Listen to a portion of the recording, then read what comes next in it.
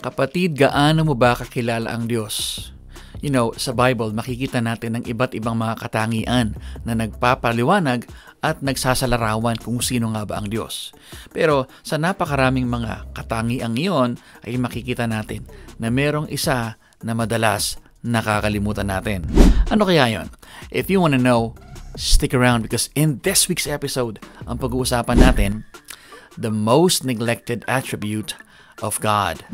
Well, that's coming up here on Pursuing the Savior.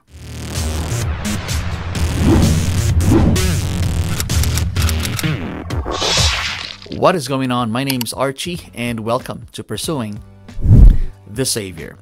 I'm a pastor and a writer, and I have a passion for helping people understand the Bible and find their way back to God. And that's what this channel is all about. If you're new to this channel, please consider subscribing and hit that little notification bell so you won't miss a thing.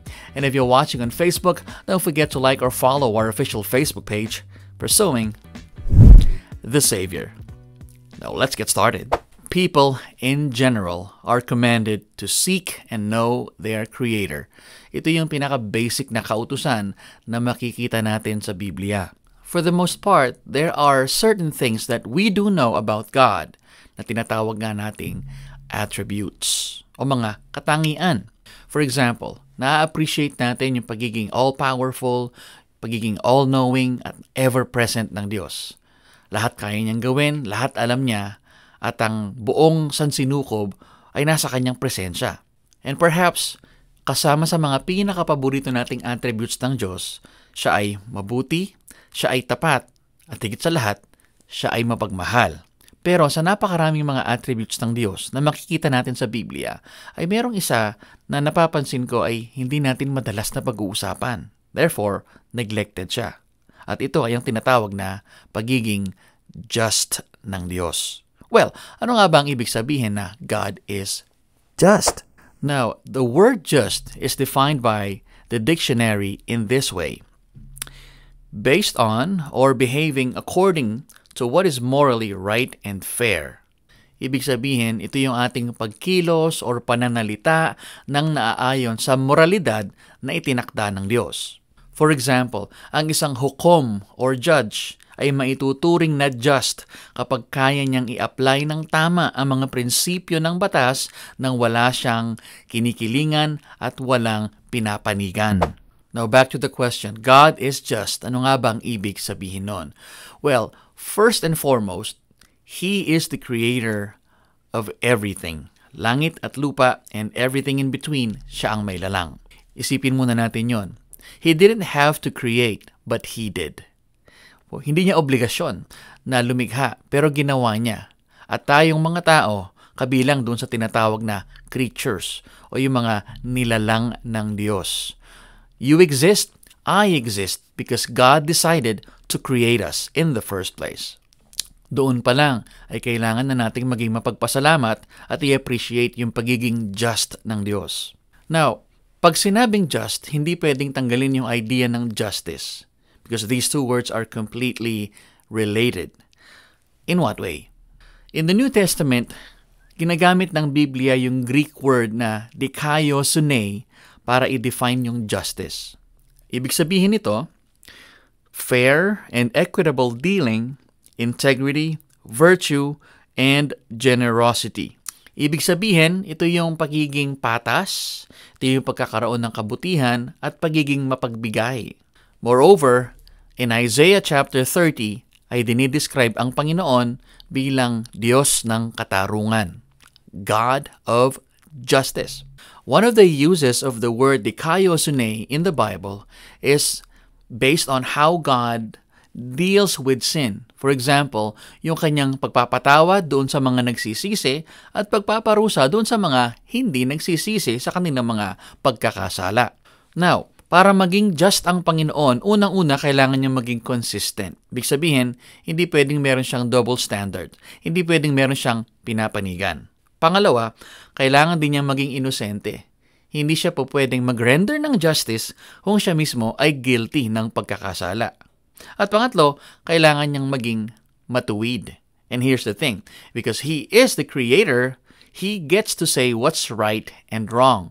Kung paano bang ang manufacturer ng cellphone mo na ginagamit mo ngayon pang nood ng video ito ang nagtatakda kung paano ba o kung paano ba hindi dapat gamitin ang iyong cellphone. Gayun din, ang Diyos, ang nagbigay ng ating buhay, siya ang nagtatakda kung paano ba at kung paano ba hindi ito dapat na ipamuhay. In other places in the Bible, makikita natin na ang Panginoon ay ipinapakita yung kanyang justness o yung kanyang pagiging patas sa pamamagitan ng kanyang pagtrato sa mga nilalang niya. Sinasabi ng salita ng Diyos na matuwid ang Diyos sa kanyang pakikitungo sa lahat ng kanyang nilikha, kasama na ang mga tao. Now, yung kanyang pagiging matuwid ay bahagi ng kanyang karakter na hindi nagbabago at perpekto. Therefore, ang Diyos ay palaging matuwid sa lahat ng kanyang ginagawa at sinasabi. Pero paano ba isinasadarawan ng salita ng Diyos yung pagiging just ng Diyos? For this video, I'm going to give you 5 examples. Number 1, He blesses people indiscriminately. Basahin natin yung Matthew chapter 5, verse 45. For He makes His sun rise on the evil and on the good, and sends rain on the just and on the unjust. Ang verse na ito ay kinuha mula sa Sermon on the Mount na paborito ng marami sa atin. At sa bahaging ito ng Biblia ay ipinapakita ng Diyos kung paano siya patas. In this way, kung paano ang lahat ng tao ay nakikinabang sa ulan at sa araw na hindi niya pinipili kung kanino ba papatak o hindi yung ulan, kung kanino ba sisikat o hindi ang araw. Kung titignan natin, ang Panginoon ay hindi lang sa just, kung hindi siya ay loving din or mapagmahal, sapagkat pinagpapala niya ng sikat ng araw at ng ulan yung mga taong kumikilala sa Kanya, maging yung mga hindi. Matanong kita kapatid, can you imagine yourself surviving without sun and rain? If so, gaano katagal? But the thing is, God blesses us indiscriminately and therefore kita natin yung Kanyang pagiging just. Number 2, He has no favorites. Acts chapter 10 verse 34. Truly I understand that God shows no partiality. So this is Peter speaking here, and speaking from experience ay nakikita ni Pedro na ang Diyos ay patas. Wala siyang paborito o kinikilingan. In context, si Pedro ay inutusan ng Panginoong Hesus na magpunta doon sa bahay ni Cornelius na isang hentil. At historically speaking, ay hindi talaga nag-uusap yung mga Hudyong katulad ni Pedro at yung mga hentil na katulad ni Cornelius. Pero sa bahaging ito ay sinasabi ng Panginoon, wala siyang paborito sapagkat inililigtas niya pareho ang mga Hudyo at ang mga hentil. As such, God is just and gracious, and He loves His people, whether they're Jews or not. Number 3, He guides sinners into righteousness. Psalm chapter 25 verses 8 to 9. Good and upright is the Lord, therefore He instructs sinners in the way. He leads the humble in what is right, and teaches the humble His way. Ang sinasabi ng mga talatang ito ay, God is essentially and innately good. Siya yung epitome o yung pinakakahulugan ng kabutihan. Bukod dyan, siya ay matuwid, siya ay mapagmahal, at siya ay tapat sa lahat ng pagkakataon. Now, ipinapakita niya yung kanyang katangian kasama na yung kanyang perfections sa pamamagitan ng paglalapit niya sa mga makasalanan sa kanya. Makikita natin sa mga talatang ito kung paanong patiently and humbly tinuturuan ng Panginoon ang mga makasalanan. Kung wala ang Panginoon, ay habang buhay tayong magso-soul searching na wala naman tayong pinupuntahan. Thankfully, ibinabalik tayo ng Panginoon sa Kanya sa pamamagitan ng kaliwanagan ni Hesukristo. Sa pamamagitan ng liwanag na ito, tayo ay tinatawag na magsisi sa ating mga kasalanan at tanggapin ang Kanyang alok na kaligtasan. Number 4, He metes out justice. Colossians chapter 3 verse 25. For the wrongdoer will be paid back for the wrong he has done, and there is no partiality. Nakita na naman natin yung salitang no partiality. Ibig sabihin, wala siyang kinikilingan, wala siyang paborito. Now, in context, sinasabi ni Pablo dito sa mga taga-Kolosas na yung mga slaves o yung mga alipin ay huwag silang gumawa ng masama dahil sila ay sinasaktan ng kanilang mga amo. Instead, lalo nilang pag-igihan yung kanilang pagtatrabaho dahil ang Diyos ay nakabantay at nanunood sa kanila. At kung sila ay mapatunayang nagkasala, ay hindi magdadalawang isip ang Panginoon na sila ay parusahan kahit sila ay mananampalataya na. Ibig sabihin nito, God is just. Hindi porket tayo ay tinatawag na mga anak ng Diyos, ay magbubulag-bulagan na lang siya sa ating mga pagkakasala. What's wrong is wrong regardless of who commits it, whether he's a Christian or not. And since God is just, He makes sure that justice is served, even when it means disciplining His children who are committing sins. So, hindi tayo exempted sa pagdidisiplina ng Diyos. Number 5, He justifies believers. Romans chapter 3 verse 26, it was to show His righteousness at the present time, so that He might be just and the justifier of the one who has faith in Jesus. Now, marami ang nagsastruggle sa verse na ito. But in this verse, we can find encouragement and enlightenment. God is just because, first and foremost, He demanded the full payment for our sins. Kailangan bayaran ng buo yung ating mga pagkakasala. Since we sinned against an eternally holy God, ang kailangan na alay ay eternally holy din. Ibig sabihin, hindi ka po pwede, hindi ako po pwedeng maging alay para sa mga sarili nating kasalanan. Thankfully, gumawa ng paraan ng Diyos.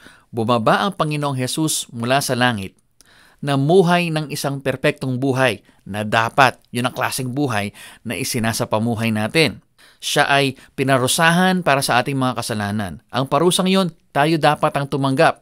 Pero hindi, siya ang tumanggap. And ultimately, siya ay nagbuwis ng kanyang buhay doon sa krus ng Kalbaryo at sinabing, "It is finished." Ginawa niya na yung dapat nating ginawa, binayaran niya na yung dapat nating bayaran. At dahil natupad na ng Panginoon ang demands ng righteousness ng salita ng Diyos, ay pwede niya na ngayong ibigay ang righteousness na ito sa lahat ng tatalikod sa kanilang mga kasalanan at sasampalataya kay Hesukristo. And the good news, ang offer na ito ay ibinibigay sa lahat na hindi kinikilala kung saang bansa ka nanggaling, anong lengguwahe ang iyong sinasalita, ano ang iyong educational background, or kung gaano ka ba kayaman or kahirap. Lahat ay may pagkakataong mailigtas. In conclusion, God cannot be fair. Kasi pag sinabi nating fair, dapat lahat ng tao pupunta ng langit. Or, dahil wala ni isa sa atin ang matuwid, ni isa sa atin wala makakapunta ng langit. Yun ang tinatawag nating fairness. Pero kung ganon, kawawa naman tayong lahat. Therefore, hindi pwedeng maging fair ang Diyos. That's why the Bible presents God as just. And because He is just, He demanded the full payment of the penalties of our sins. At ang Panginoong Hesus ang nagbayad nun. Ang tanong lang dito ay, tinanggap mo na ba ang regalong ito ng Diyos? I hope kayo po ay may natutunan sa ating video for this week at naging mas malalim ang ating pagkakakilala sa ating Diyos. Na huwag nating kalimutan, God is just. And if you want more videos like this one, don't forget to subscribe to our YouTube channel and follow our official Facebook page. And with that, my friend, I'll see you on the next one.